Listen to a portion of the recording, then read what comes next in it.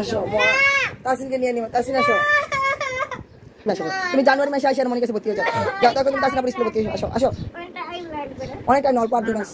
মনির কেন চাইতেছি তোমার বার্থডেতে যাচ্ছি তখন তোমার নিয়ে আসবো। আসো মা আসো। ময়না বাকি আসো। আসো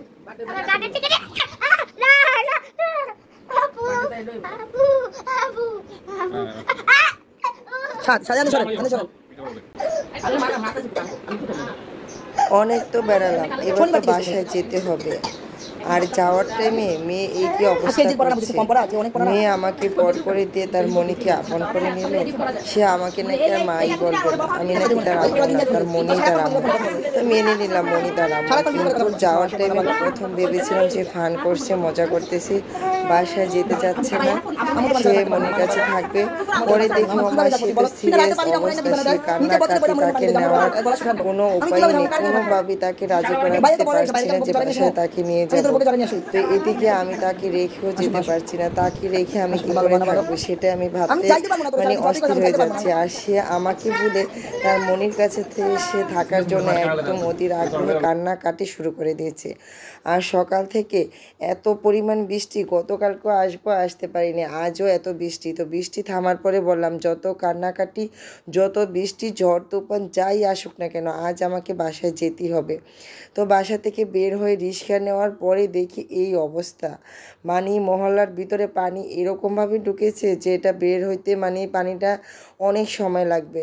তো তার জন্য আমি বসে থাকবো না, আমি একটা রিক্সা নিয়ে চলে আসলাম। কিন্তু রিক্সার মধ্যে মেয়ের কী যে কান্না, মানুষ মনে করবে যে আমি অন্যের বাচ্চা গাড়ি রিক্সা করে তুলে নিয়ে যাচ্ছি। তাকে কোনোভাবে কান্না থামাতে পারছি না। দেখেন কি অবস্থা, সে কোনোভাবে কান্না থামতেছে না।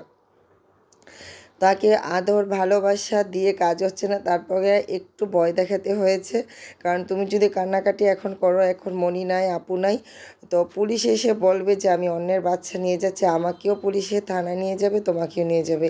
এই কথা বলার পর কিছুটা কান্না থেমেছে, তারপরও সে পুরো রাস্তায় তার মন মরা কান্নাজনিত ভাব।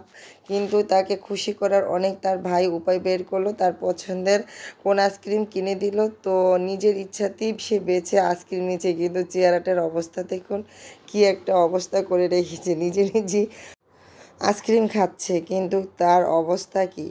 আসলে বাচ্চাদের সাথে ফেরেশতা থাকে, তারা হয়তো আজ যেতে চাচ্ছে না বলে আমি জোর করে নিয়ে যাচ্ছি। কিন্তু আসলে বাসা থেকে এইভাবে জোর করে বের হওয়াটা আমার একদমই উচিত হয় না। ওই যে ছেলে পড়াশোনা, মেয়ের স্কুল, ছেলের স্কুল, সব কিছু মিলে একটা টেনশনের মধ্যে ছিলাম। তো যাই হোক, মেট্রো দিয়ে আসলাম, আসার পরে বাসে উঠলাম। তো বাসে ওঠার আগে ভাই বলল বোনের জন্য ড্রাগন কিনতে, কারণ তার ড্রাগন বোনের অনেক পছন্দ।